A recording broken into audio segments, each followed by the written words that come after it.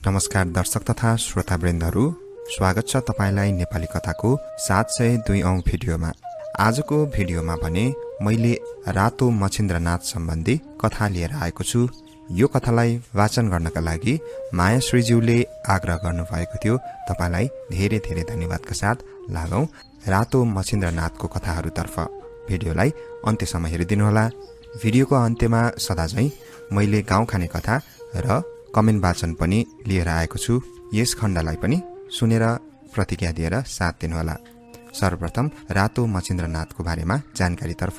करिब 1600 वर्ष रातो मछिन्द्रनाथको रथयात्रा वैशाख महिनाको शुक्ल पक्ष प्रतिपदादेखि सुरु भएर असार शुक्ल चौथीसम्म करिब 2 महिनासम्म मनाइन्छ। सो जात्राको विशिष्ट सांस्कृतिक एवं धार्मिक महत्व रहिआएको संस्कृतिविद बताउँछन्।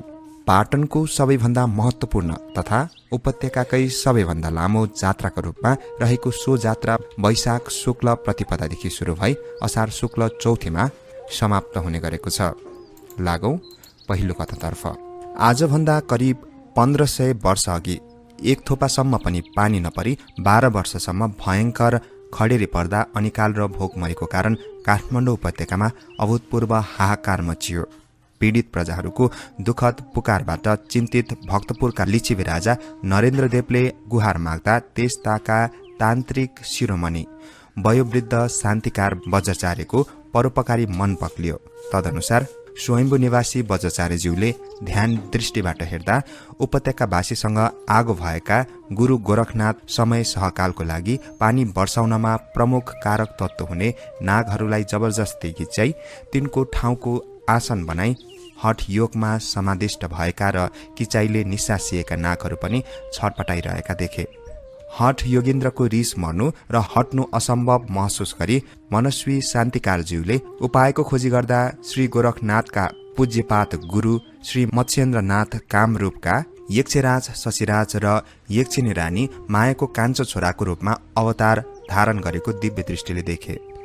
गुरुको आगमनमा चेला समानार्थ उठ्नुपर्ने र त्यस्तो मौका छोपी नागहरू फुत्किँदा सम्भवतः वर्षा हुने अचुक हतौडी पत्ता लगाई प्रसिद्ध तान्त्रिकले राजामा सोही अनुसार बिन्ती चढाए। सिद्ध स्वरूप तान्त्रिकले बताएको उपायमा अटल विश्वासी तथा प्रजाको पीर मर्का हटाउन भगीरथ प्रयत्नशील राजा नरेन्द्रदेव श्री मत्स्यनाथलाई नेपाल भित्राउन आफै अग्रसर भए। वृद्धावस्थाको कारण यात्रा गर्न असमर्थ श्री शान्ति रक्षितले आफ्ना सुयोग्य तान्त्रिक चेला श्री बन्धुदत्त आचार्यलाई पढ्न आउने सबै बाधा विरोध हटाउने आदेश र आशीर्वाद सहित राजाको साथ लगाए। खडेरीको खपिन सक्नु मारमा परेका कृषक प्रजाको तर्फबाट अगम्य र अज्ञात कामहरूको यात्रामा सहर्ष कम्मर कसी ललितपुरका रतन चक्र अथवा ललित च्यापु राजाको पछाडि लागे। श्री गोरखनाथको अटुट योगासन थाप्लोमा खपी भोक प्यास र गौरव भारको मारमा परेका आफ्ना बन्धु बान्धव नागहरूको छुटकाराको कामना राख्ने कर्कोटक नाग कामरूपको लागि दक्षिणतर्फ प्रस्थान गरेको राजकीय टोलीको क्षमता बुद्धि र युक्तिको कठोर परीक्षा लिने मनसायले कटुवाल दहने र विकराल मनुष्य भक्ष्य रूपी धारण गरी बाटो सेकी पर्खी बसेका थिए। राजाको विनम्र भक्तिबाट प्रसन्न भएका नागराज प्रार्थना गरे अनुसार राक्षसी रूप त्यागी रौँ प्रमाणको सूक्ष्म रूपमा परिणत हुँदा बन्धुदत्तले तान्त्रिक बलको आधारमा नागलाई सानो बट्टामा फुस्कन नपाउने गरी थुने। राजाको विनम्रता र आचार्यको तान्त्रिक तागतबाट साह्रै प्रभावित कर्कोटक नाग आफ्नो समेत आशय पूरा हुने ठानी कार्यसिद्धिको वरदान दिई आफै पनि सहर्ष र उत्साहपूर्वक राजकीय टोलीमा सम्मिलित भए। बाटामा अनगिन्ती अप्ठ्याराहरू र अनेकौं बाधा विरोधहरू झेल्दै सो टोली भिजाएको शरीरको भाग तुरुन्त ढुङ्गा हुने पानीको चमत्कारी प्रकृति भएको शिला नदीको किनार पुग्यो। वारीपारी किनारका सुकेका रुखमा नागले एकातिर टाउको र अर्कोतिर पुच्छरले बेरी फेरो कस्दा बनेको डोरे तुइन तरी टोली सदस्यहरू पार भए। तर नागले पुच्छरको टुप्पो जोगाउन नसकी पानीमा पर्दा ढुङ्गा भएर खसेकोले पुच्छर ठुटे भयो। नागहरूलाई राहत दिलाउने काममा कठोर त्याग र परिश्रम गरेको कारण लिडे पुच्छर भएका कर्कोटकको सम्झनामा तदुपरान्त सबै नागहरू कृतज्ञतापूर्वक ठुटे भए। शिला नदीपारी आगन्तुक र परिचित व्यक्तिले प्रवेश नपाउने नरभक्षी राक्षस भूत प्रेत आदिको 8 प्रहर चनाको पालो पहरा रहेको यक्षराजको डरलाग्दो राज्य थियो। घनघोर जंगलको एकान्त कुनामा लुकी शाही टोलीले सफलता र सिद्धिको लागि विधि विधान अनुसार सम्पन्न गरेको परुष चरणको सिद्धिबाट प्रोत्साहित भई सो टोलीले नगर प्रवेशको गोप्य योजना रचना गर्यो। योजना र आपसी गोप्य सरसल्लाह अनुसार नागले अदृश्य रूप धारण गरी यक्षराजका आन्द्रा दाँत किटी बेरेर बस्दा भयंकर पेट दुखी छटपटिएर राजा रुन र कराउन लागे।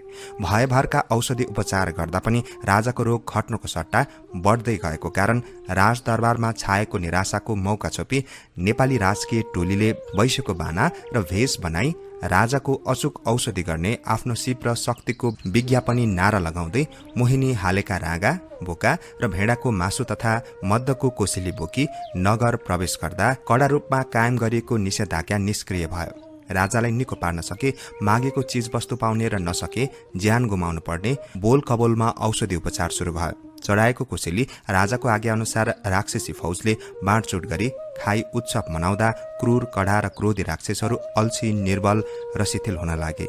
आफै बोक्सी र आफै झाँक्रीको नाटक रचयिता श्री बन्धुदत्तले झाडफुक र औषधि उपचार सम्बन्धी गरेको स्वाङ अनुसार सूक्ष्मरूपी नाग छिउक्दा राजाको नाकबाट निस्की बाहिर हुँदा राजालाई तुरन्त विषेक भयो र दरबारमा खुसियाली छायो। काम फत्ते हुने खुसीले फुलेको छाती र चमत्कारी औषधि उपचारको अनुपम अनुभव र शिवको चौतर्फी प्रशंसामा उठेको नाक लिएर नेपाली टोली बोलावट अनुसार राजदरबार पुग्यो। बोल कबुल अनुसार राजा नरेन्द्र देवले हात जोडी नेपालको कल्याणको लागि कान्छा राजकुमारलाई नेपाल लैजाने अनुमतिको लागि बिन्ती चढाए।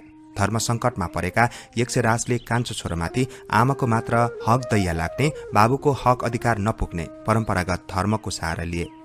राजआज्ञा अनुसार अनुमतिको लागि नेपाली याचक टोली रानी माया छेउ नम्रतापूर्वक उभियो। प्राणभन्दा प्यारो र आँखाको नानी जस्तो बालक कान्छो छोरालाई मागी नाउँ गाउँसम्म नसुनेको परदेश नेपाल लाने माग रानी मायाको कानमा वज्रपात भयो। रिसले रानीको आँखी भाउ टेढा, आँखा राता राता, ओठ फरफराएका र शरीर थरथर काँपेको देख्दा नेपाली टोलीको आशामा असिना पर्यो। लगाएको गुण नबिर्सी वैद्य टोलीलाई ज्यान सजाय नगर्ने र तुरन्त देश छोडी नभागेमा अविलम्ब प्राणदण्ड दिने रानीको कठोर निर्णय सुन्नासाथ सो टोली दरबारबाट सुइकुच्चा ठोकी अघि पुरस्चरण गरेको एकान्त ठाउँमा लुकी मन्त्रणा गर्न लाग्यो। राजाको व्यवस्था र रानीको क्रोधाग्निबाट लक्ष्यपूर्तिमा परेको बाधा हटाउन असम्भव सम्झी आफ्नो कार्यसिद्धि गर्न अदम्य साहसी र दृढ प्रतिज्ञ नेपाली टोली स्वयं मत्स्येन्द्रनाथलाई मोहिनी लगाउने उपायमा व्यस्त रह्यो। आचार्यद्वारा अभिमन्त्रित सिन्दूर जिब्रोमा राखी सूक्ष्मरूपी कर्कोटक नागले कान्छा यक्ष राजकुमारलाई लगाउँदा कामरूप छोडौं जस्तो लाग्ने, उच्चाटन र नेपाल जाउँ लाग्ने सम्मोहनले एक्कासी र एकैपटक बालक मच्छेन्द्रको मन र मस्तिष्कलाई छोप्यो। मन्त्र बलले परिवर्तित भएका कान्छा छोराको चालढालबाट संकेत रानी पालो पहराको थप व्यवस्था गरी स्वयं आफ्नै कान्छा राजकुमारको खोपीको ढोकामा सुत्न थालिन्। यस प्रकार मन मन्त्र बलको कैदमा र तन कडा नजरबन्दीमा परेका मच्छेन्द्रले देखाएको सपना अनुसार आचार्य बन्धुदत्तले अनुष्ठान गरी आह्वान गर्दा थापेको कलशमा प्रवेश गर्न भमराको रूप धारण गरी कोठाबाट भाग्न लाग्दा सक्दो र सम्भव यत्न र प्रयास गर्दा पनि झाँक्रो फिजाई ढोकामा सुतेकी आमाको एउटा रौं नागिदा नाथका 2 पाउमा कुष्ठरोग लाग्यो। भमराको रूपमा मच्छेन्द्रनाथ प्रविष्ट भएको कलश बोकी नेपाली टोली स्वदेश भाग्न लाग्दा राक्षसी फौजले कैयौं पटक कलश खोसखास पार्यो। कोसेली खाई कमजोर भएको राक्षसी फौजले सहायता र सहयोगको लागि तान्त्रिक विधि अनुसार श्री आचार्यद्वारा अभावित हरिसिद्धि हयग्रीव नन्दकुण्ड र लुप्त संहार भैरवको सामना गर्न नसके तापनि यक्षिणी रानी मायाको नेतृत्वमा नेपाली टोलीको पिछा गर्न छाडेन। यस प्रकार लखेट्दै आउने राक्षसी जमातलाई बाटो पत्ता लगाउन नसक्ने गरी दिग्भ्रममा पार्न छर्नासाथ सर्लक्क घनघोर जंगल हुने तान्त्रिक शक्ति सम्पन्न सल्लाहको बिउ आचार्य बन्धुदत्तले लम्किँदै र पछाडि छर्दै गरेको कारण कटुवाल दहसम्म उम्रेको घना र कालो जंगलमा कामरूपवासी सेना रणभुल्लमा परि कुहिरोको काग भयो र राजकीय टोली स्वदेशको सिमानाभित्र पस्नासाथ मृगस्थलीमा ध्यानमग्न श्री गोरखनाथ गुरुको सम्मानमा जुरुक्क उठ्दा 12 वर्षसम्म निस्सासिएका नागहरूले यताउता खस्कने मौका पाउँदा उपत्यकामा राम्रो वर्षा भई चारैतिर खुसियाले फिजियो। उता स्वदेशको माटो र राक्षसी फौजको दिशाविहीनताबाट आश्वस्त नेपाली टोली बागमतीमा आएको बाढीले परिपूर्ण कटुवाल दहको शान्त र शीतल किनारामा बसी विश्राम गरिरहेको बेला चराको रूप धारण गरी जंगलमाथि उठेर पछि लागेकी रानी मायाले कलशलाई दहमा घोप्टाइदिएको कारण हालसम्म सो दहमा मच्छेन्द्रनाथको एक हात र एक पाउको अवशेष छ। पुनः विधि विधान अनुसार अनुष्ठान गरी आह्वान गर्दा दहबाट निस्की भमराको रूपमा कलशमा प्रवेश गरेका मच्छेन्द्रनाथलाई नेपाली टोलीले ललितपुर भित्राए। त्यहाँ पुग्नभन्दा अघिसम्म 3 जीवको एकै ज्यान भएको नेपाली टोली देवतालाई कहाँ स्थापना गर्ने भन्ने विषयमा आपसी राय नमिली 3 चेरामा फाट्यो। मुख्यतः तान्त्रिक साधनाबाट काम फत्ते भएको सम्झिने आचार्य आफ्नो जिल्ला काठमाडौँमा नै देवस्थल बनाउनुपर्छ भन्ने बौद्धिक तर्क दिन थाक्दैनथे। ज्यापुलाई भरिया, आचार्यलाई पुरोहित र आफूलाई मुख्य यजमान मान्ने राजा देवस्थलको लागि भक्तपुरलाई अग्रपन्थीमा पार्न अग्रसर थिए। अज्ञात प्रदेश कामरूपबाट भारी बोकी कलश ल्याउँदा सबभन्दा बढी शारीरिक कष्ट सहेको आधारमा ज्यापु देवस्थल स्थापनाको दावीमा ललितपुरलाई अग्राधिकार लिनुपर्ने माग राख्दथ्यो। मुद्दा नसुल्झी बटारिएकाले सबैभन्दा वयोवृद्ध व्यक्तिबाट न्यायाधिकरण गराई माग्ने 3 जनाको बिन्ती पत्र ललितपुर दरबारमा पुग्यो। पत्ता लगाइएको पुर वृद्धलाई आफ्नो पुरको पक्षमा बनाउन ललितपुर नरेशले नुन मिलाएको दही लिएर 8 परियाले इन्साफकर्तामा छनौट भएको खुसियालीमा सगुनका रूपमा खुवाएपछि राजाको मनसाय कानमा फुक्दा धर्म संकटमा परेका बुढा इन्साफ गर्दा असत्य बोलेमा तुरुन्त जमिनमा धस्सी मर्नुपर्ने भाकल र बोल कबल अनुसार तलदेखि माथिसम्म खप्टाइएका 7 काठे उखल वा ओखलमाथि चढी बस्दा धर्मराय। साँचो बोलेमा राजाले ज्यान लिने र झुटो बोलेमा धर्म भाकलले पाताल धसाउने अवश्यम्भावी मृत्युको पासोमा परेका इन्साफकर्ता बुढाले ललितपुरकै पनपक्ष लिएको हुँदा 7 उखल सहित पाताल धाँसिँदा परेको खाल्टोको अवशेष अहिले पनि ललितपुरको ठटीटोलमा देखिन्छ। परिबन्ध परि ललित ज्यापुकै विजय भए तापनि श्री मच्छेन्द्रनाथको रथयात्रा भक्तपुर नरेश नरेन्द्र देवको मन र धन, बन्धुदत्त आचार्यको बुद्धि तथा ललित ज्यापुको बलको संयुक्त र सक्रिय प्रयासको प्रतिफलको रूपमा प्रारम्भ भएको हो। रथ यात्राको पहिलो निमन्त्रणा ताडपत्रमा लेखी भक्तपुरका राजालाई टक्राउने परम्पराको अविरलताको रूपमा हाल पनि ललितपुर गुठीबाट राजप्रतिनिधि भक्तपुर गुठीलाई ताडपत्रमा नै निम्तो लेखिन्छ र भक्तपुरबाट राजचिन्हको रूपमा तरबार नआई यात्रा प्रारम्भ हुँदैन। मुख्यतः मैपीको माटो र कटुवाल दहको पानीबाट बनाइएको मच्छेन्द्रनाथको पहिलो मूर्तिका प्रसिद्ध मूर्तिकार हाल मच्छेन्द्रनाथको मूर्ति बनाउने नेकु श्रेष्ठका पुर्खाले नाथको कलेवर सेवा गर्ने प्रबल इच्छा प्रकट गर्ने राजा नरेन्द्र देवलाई उपयुक्त मौका प्रदान गर्न भगवानका दुवै आँखा अलि नमिल्दा बनाएकोमा राजाले सच्याएको घटनाले परम्परागत अक्षुण्णता पाई हालसम्म पनि प्रत्येक रथ यात्राको समयमा भक्तपुरको राजप्रतिनिधिबाट सो सच्याउने काम हुन्छ, जसलाई मच्छेन्द्रनाथको आँखा खोल्ने भन्दछ। ललित ज्यापुका सन्तान मानिने मालिनीले नै कटुवाल दहबाट कलश बोक्नुपर्छ र नाथलाई चढाउने जल पनि उनैले ल्याउनु पर्ने अनिवार्य व्यवस्था छ। रथको लागि आवश्यक पर्ने रुख काठ बसी नामक रकमीले काट्ने, बराही नाउका रकमीले रथ बनाउने र यङ्गाल नामक रकमीले वेदको काम गर्ने परम्परा छ। बन्धुदत्त आचार्यका सन्तान कहलाउने वज्रचार्य र शाक्यहरू पानेज्यू पुजारीको नामले प्रसिद्ध छन्। ज्योतिषीको कामकाजको लागि प्रख्यात 4 थर ज्योतिषीहरूको व्यवस्था छ र वैदिक पाठ पूजा र शान्ति स्वस्तिको लागि राजोपाध्याय जोशीहरूको परम्परा मान्य रहेको छ। मच्छेन्द्रनाथको रथ यात्रासँग पछि अभिन्न रूपमा गाँसिएको भोटो यात्रा हाल रथ यात्रा भन्दा पनि विशेष लोकप्रियता प्राप्त गरिरहेको छ। कथाअनुसार टौदह निवासी नाग रानीका आँखा पाकी असह्य दुखेकाले नागराज कर्कोटकको आज्ञा अनुसार नामुद वैद्यको खोजीमा नाग 8 फरिया टौदहबाट निस्कियो। वैद्यको खोज खबर गर्दा गर्दै थकित र हैरान नागले भक्तपुरको एउटा किसानलाई जबरजस्ती बोकी दहभित्र लग्यो। नामुद वैद्य भए तापनि किसान झारफुके अवश्य रहेछ र नागिनीलाई साधारण मन्त्रतन्त्र र फुकफाक गरी आफ्नै कानको बोटीको मैल झिकी दुखेको आँखामा लगाउँदा अचम्मको असर परी नाग रानीका आँखा ठिक भए। स्वास्नीको दुःख दर्द एक्कासी हटेकोमा प्रफुल्लित कर्कोटकले किम्ती रत्न जडित झलझलकार एउटा भोटो किसानलाई बकस दिए। गाउँमा धाक रवा फिजाउन किसानले सधैँ सो लगाई किसानी काम गर्न खेतमा जाने गरेकोमा एक दिन बढी परिश्रम र गर्मीको कारण पसिनाले लथपथ हुँदा भोटो खुसाई डोलमा राखी फेरि काममा व्यस्त हुँदा मौका छोपी एउटा भूतले भोटो चोरी बेपत्ता भएछ। ललितपुरका राजा बरदेवको पालामा मच्छेन्द्रनाथको रथयात्रा जाउलाखेल पुगेको समयमा चोरेको भोटो झल्काई फुर्ती साथ चोर भूत यात्रा हेर्न रमाएर चारैतिर नजर घुमाई उभिरहेको थियो। यतिकैमा यात्रा हेर्न आएका भोटो गुमाउने भक्तपुरे किसानको आँखा आफूले नाकबाट बकस पाएको झिलमिले भोटोमाथि परेको परिणामस्वरूप भूत र किसानमा हात हालहाल भयो। तेरो र मेरोको समस्या खडा भई उठेको ठूलो होहल्ला शान्त गर्न प्रहरीबाट पक्रिएका भूत र किसान दुवै राजाको जुनाफमा पेश गरिए। गुजेस्ता गर्न गाह्रो पर्ने किसानको हैसियत भन्दा बाहिरको मनी माणिक्य जडित अमूल्य भोटो किसानको हुनु असम्भव र मानिनु अन्यायपूर्ण ठहर्ने तर्क र दलिलमा चोर र चलाक भूत अडिग भएको सुन्दा र देख्दा सूक्ष्म रूपमा यात्रा हेरिरहेका कर्कोटक नाकलाई खपिन सक्नु भई सबैलाई सबै पूर्व वृत्तान्त सुनाउन कर लाग्यो। नाकले सुनाएको वृत्तान्तपछि लज्जित चोर भूत भोटो खुसाई नाकको पाउमा फाली मुन्टु निउराई कुलेलाम ठोक्न लाग्यो। किसानले पनि यस्तो भोटोको लागि आफू अयोग्य र त्यसको सुरक्षाको लागि आफू असमर्थ भएको स्वीकार्दै नागराजले नै सो भोटो फिर्ता लिनुपर्छ भनी हात जोडी बिन्ती चढाउँदा दिएका बक्सिस फिर्ता लिन नसकिने र त्यसको विधिवत सुरक्षा र संरक्षण गर्न पनि अत्यावश्यक भएकोले सोही उद्देश्य पूर्तिको लागि धरोहर अथवा नासोको रूपमा किसानको भोटो मच्छेन्द्रनाथका पाउमा सुरक्षित राखियो।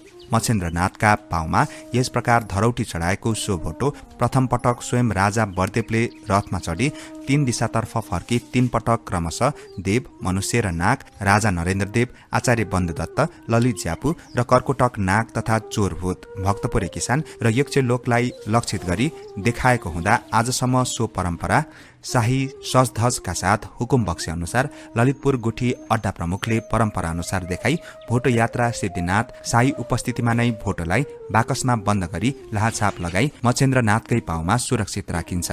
यस प्रकार लिचिबी कालबाट प्रारम्भ भएको ललितपुरको रातो मच्छेन्द्रनाथको रथ र भोटो यात्रा अटुट र अविरल रूपमा प्रत्येक 12 वर्षमा बुङमती र बाँकी 11 वर्षसम्म पुलचोकबाट रथारोहण गराई शाही समुपस्थिति र सम्मानका साथ मनाइने परम्परा र तोकिएको विधि विधान व्यवहारमा हालसम्म क्रियाशील रहेको छ। ऐतिहासिक तिथिमिति र तथ्य आफ्नै ठाउँमा महत्वपूर्ण हुने भए तापनि धर्मको र संस्कृतिको क्षेत्रमा जनविश्वास, आस्था, श्रद्धा, पौराणिकताले रोचक र अग्रणी स्थान ओगट्ने सत्यको साक्षी स्वयं विश्व इतिहास खडा छ। यस दृष्टिबाट मच्छेन्द्रनाथको गाथा पनि कुनै अपवादको रूपमा नदेखिने कुरा निर्विवाद छ। अद्भुत र चमत्कारी कथनमा नेपाली संस्कृतिको मान्यता र मूल्यको कलात्मक रूपमा काडिएका कारचोपीहरूले परिपूर्ण मच्छेन्द्रनाथको कथा र रथयात्रा नेपालको अनुपम सहिष्णु र समन्वयवादी जीवन दर्शन र अद्वितीय दृष्टिकोणको अति उज्जवल सिङ्गो ऐना हो भन्नुमा अत्युक्ति नभई वास्तविक सत्यको समर्थन र पुनरावृत्ति हुनेछ। यो कथालाई मैले श्री मच्छेन्द्रनाथ पुस्तकबाट लिएको हुँ, जसलाई लेख्नु भएको छ कुलचन्द्र कोइरालाज्यूले। अब लागौं अर्को कथातर्फ।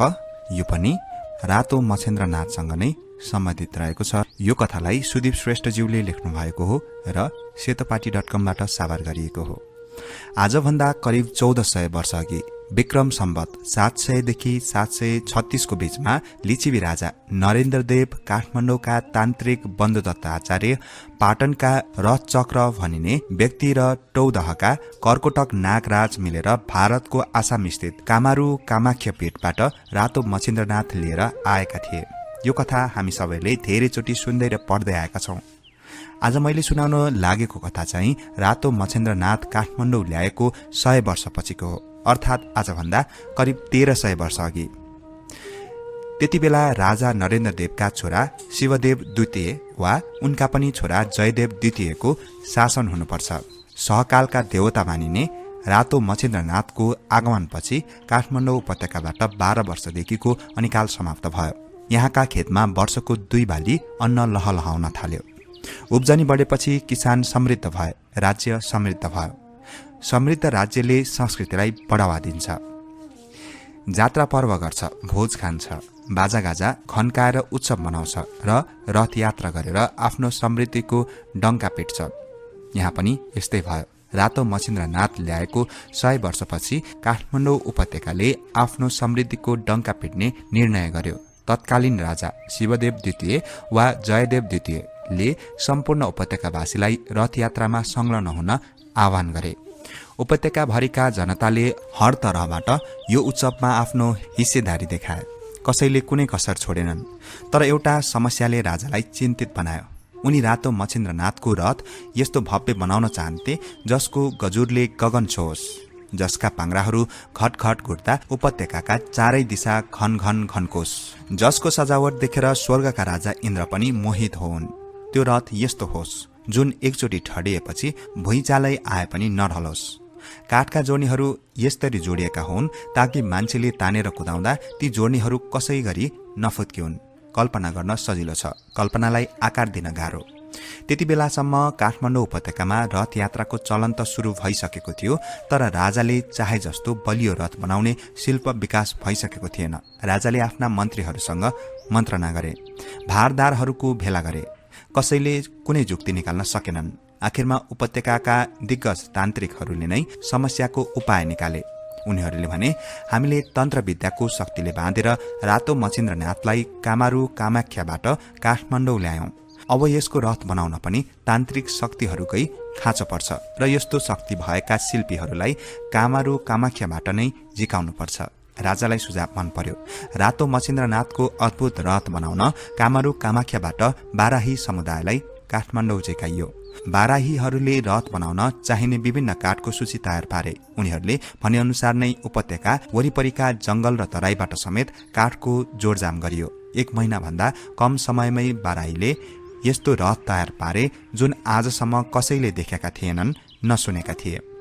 रातो मच्छिन्द्रनाथको पहिलो रथ यात्रा भव्य रूपमा सम्पन्न भयो। यसलाई हरेक वर्ष निरन्तरता दिन बाराहीलाई कामारू कामाख्याबाट काठमाडौँ डाक्ने निर्णय पनि गरियो। बाराहीहरू रथ यात्रा सुरु हुनुभन्दा महिना 1.5 महिना अगाडि यहाँ आउँथे, रथ बनाउँथे र रथ यात्रा सुरु भएपछि उतै फर्कन्थे। यो क्रम धेरै वर्ष चल्यो। पछि एउटा समय आयो जब नयाँ पुस्ताका बाराहीहरूले महिना दिन लामो यात्रा गरेर आसामदेखि काठमाडौँ आउन महिना दिन लगाएर रथ बनाउन र उति नै लामो यात्रा गरेर आसाम फर्कन गाह्रो माने। आसामदेखि आउजाउ गर्दा मधेसको ज्यानमा र औलो नाग्नु पर्थ्यो। बाघ भालु र जंगली हात्तीहरूको डर हुन्थ्यो। घाम झरी सहनु पर्थ्यो। बस्ने ठेगान हुन्थेन। बाटोभरिलाई पुग्ने खानकी पनि बोकेरै हिँड्नु पर्थ्यो। नयाँ पुस्ताका बाराहीले वर्षेनी यस्तो सकस र जोखिमपूर्ण यात्रा झेल्न झिझलो माने। उनीहरूले आफ्नो दुःख बिसाउनै काठमाडौँवासीसँग भने, हामी घरिघरि ज्यानको माया मारेर यत्रो लामो यात्रा गर्न सक्दैनौं। त्यसैले अबदेखि हामी काठमाडौँ आउँदैनौं। तपाईहरू रथको प्रबन्ध आफै मिलाउनुहोस्। यो सुनेर काठमाडौँवासी झसङ्ग भए। उनीहरूलाई रातो मच्छिन्द्रनाथको रथ यात्रा नै कसरी गर्ने भन्ने चिन्ता भयो। यहाँनिर फेरि एउटा जुक्ति लगाइयो। काठमाडौँका बासिन्दाले अर्को वर्ष अन्तिमचोटि आएर रथ बनाइदिन बाराहीसँग आग्रह गरे। बाराहीहरू तयार भए। उनीहरू अर्को वर्ष फेरि आए र उसै गरी रथ बनाइदिए। रथ यात्रा सधैँझै भव्य रूपमा सम्पन्न भयो। तर यसपालि जात्रामा एउटा नयाँ विधि थपिएको थियो। रथ रोहनको दिन जुन भेडा काटेर बलि चढाइन्छ त्यसको 1 भाग बाराहीलाई पनि खान दियो। यसरी भेडाको मासु खाँदा पछि भोग्नुपर्ने परिणामसँग उनीहरू वाकिफ थिएनन्। परिणाम थाहा भइदिएको भए खाँदैन थिए कि? खैर, बाराहीहरू खुसी खुसी भोजमा सरिक भए। मासु चिउरा ऐला थो खाएर सबैसँग अन्तिमचोटि बिदावारी भएर आसाम फर्के। जसै उनीहरू आसामको कामारू कामाख्यामा पुगे, उनीहरूलाई त्यहाँ प्रवेश गर्न दिएन। मासु खाने मान्छेलाई कामारू कामाख्यामा प्रवेश निषेध रहेछ। यो कुरा बाराहीहरूलाई थाहा थिएन, वा थाहा भए पनि उनीहरूले उत्सवको रन्कोमा हेक्का राखेनन्, वा हेक्का राखे पनि काठमाडौँवासीको आग्रह टार्न सकेनन्। काठमाडौँवासी भने यसबारे जानकार थिए। बाराहीहरूलाई सधैँका लागि काठमाडौँ बसाल्न भनेर नै उनीहरूले यस्तो जुक्ति गरेका थिए। नभन्दै आफ्नो थलोमा छिर्न नपाएपछि बाराहीहरू यतै फर्के र रातो मच्छिन्द्रनाथ समक्ष दुःख बिसाउन गए। रथ बनाउने शिल्प भएका उनीहरू रातो मच्छिन्द्रनाथसँग प्रत्यक्ष कुराकानी गर्ने तान्त्रिक शक्तिले पनि निपुण थिए। उनीहरूले त्यही शक्तिको बलमा मच्छिन्द्रनाथको आह्वान गरे र भुइँमा घुँडा टेकेर दुवै हात जोड्दै भने, हे मच्छिन्द्रनाथ देव, हामीले झुकिएर भेडाको मासु खायौं। मासु खाएपछि कामारू कामाख्यामा छिर्न पाइँदैन भन्ने हामीलाई हेक्कै भएन। हामी आफ्नो गल्तीका कारण आफ्नै भूमिबाट निष्कासित भएका छौं। अब हामी के गरौं? कहाँ जाउँ? उनीहरूको बिन्ती सुनेर रातो मच्छिन्द्रनाथ साक्षात प्रकट भए। हे बाराहीगण, म तिमीहरूको परिश्रमबाट प्रसन्न छु। मलाई तिमीहरूले भोग्नु परेको पीडा पनि सबै थाहा छ। बाराहीहरूले अगाडि भने, हे देव, हामी प्रायश्चित गर्न तयार छौं। के गर्दा हामीलाई फेरि कामारू कामाख्यामा प्रवेश गर्न दिएला? हजुरले कुनै उपाय बताइदिनु पर्यो। रातो मछिन्द्रनाथले जवाफ दिए, बाराइगन हो, जेसुकै प्रायश्चित गरे पनि तिमीहरूलाई कसै गरी कामारू कामाख्यामा प्रवेश गर्न दिइने छैन।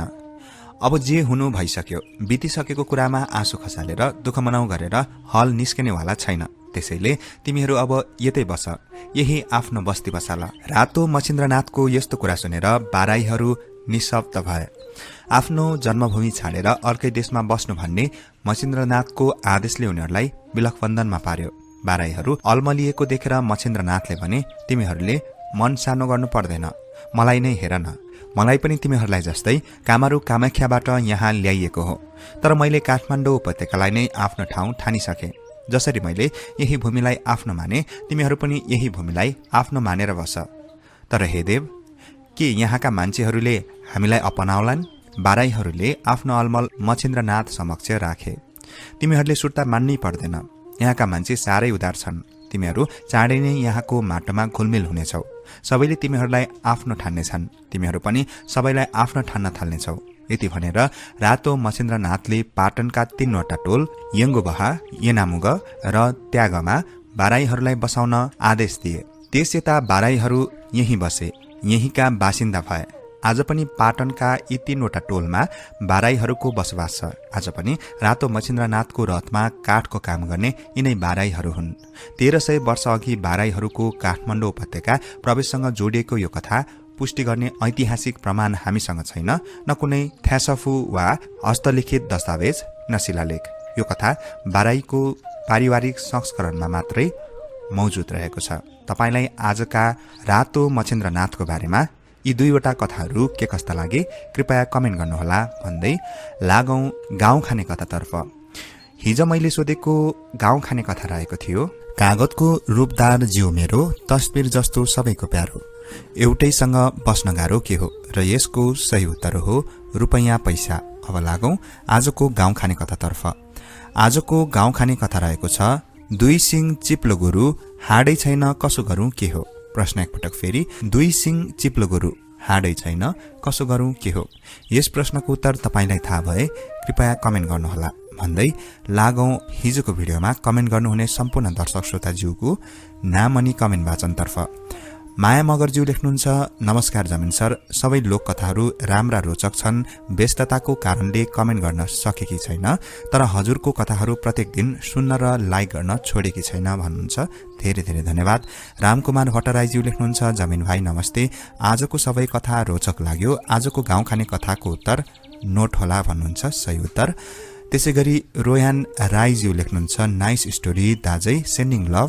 अनि हजुरको कमेन्ट पढ्ने बानी नै साह्रै राम्रो छ, किप इट अफ दाजै भन्नुहुन्छ, धन्यवाद। त्यसै गरी पिकाचुज्यू लेख्नुहुन्छ, पौराणिक नेपाल कथा सुन्न मन छ भन्नुहुन्छ, म प्रयास गर्नेछु। त्यसै गरी रामकृष्णज्यू लेख्नुहुन्छ, नमस्कार तथा धन्यवाद वाचक श्रोता तथा संकलकमा भ्याएसम्म र फुर्सद भएसम्म कमेन्ट गरेकै छु है जमिन सर। अकबर र बिरबलका कथा रोचक हुनाको साथै शिक्षाप्रद हुन्छन्। जय होस्। गाउँ खाने कथाको उत्तर कागजी नोट होला कि भन्नुहुन्छ, सही उत्तर। त्यसै गरी शिवा ओम एस छेत्रीज्यू लेख्नुहुन्छ, एकदम स्वच्छ रूपमा प्रस्तुति गर्नुहुन्छ सर तपाईँ, र हजुरको आवाज स्वर औषधि झैं काम गर्छ मलाई, जसले मिठो निन्द्रा दिनु ठूलो भूमिका खेलेको छ। मेरो दैनिक जीवनको थाकेको शरीरलाई ड्युटीको प्रेसर बिर्सेर एक त बेग्लै आनन्द दिन्छ। हजुरको स्टोरी टेलिङले। 1 request sir, please horror story पनि प्रस्तुति गरिदिनुहोस् न है, धेरै धेरै प्रगतिको कामना भन्नुहुन्छ। धेरै धेरै धन्यवाद। म प्रायजसो लोककथाहरू प्रस्तुत गर्ने गर्छु। तपाईले भन्नुभएको हरर स्टोरीहरू पनि म कुनै समयमा समयले भएसम्म ल्याउने प्रयास गर्ने नै छु। धेरै धेरै धन्यवाद। अर्जुन बिसीज्यू लेख्नुहुन्छ, hello good morning sir, thank you for telling the stories are very interesting and today's answer is money maybe भन्नुहुन्छ, सही उत्तर। दिनेश पौडेलज्यू लेख्नुहुन्छ, पैसा होला हजुर, सही उत्तर। मायाश्रीज्यू लेख्नुहुन्छ, नमस्कार जोजलपा, शुभ बिहानी आदरणीय जमिन सर, साह्रै नै राम्रो कथाहरू। आजको उत्तर पैसा रुपैयाँ हो कि भन्नुहुन्छ, सही उत्तर। मीरा सुनवारज्यू लेख्नुहुन्छ, नमस्कार जमिन सर, आजको रोचक पनि साह्रै राम्रो लाग्यो, धन्यवाद हजुरलाई भन्नुहुन्छ, धन्यवाद।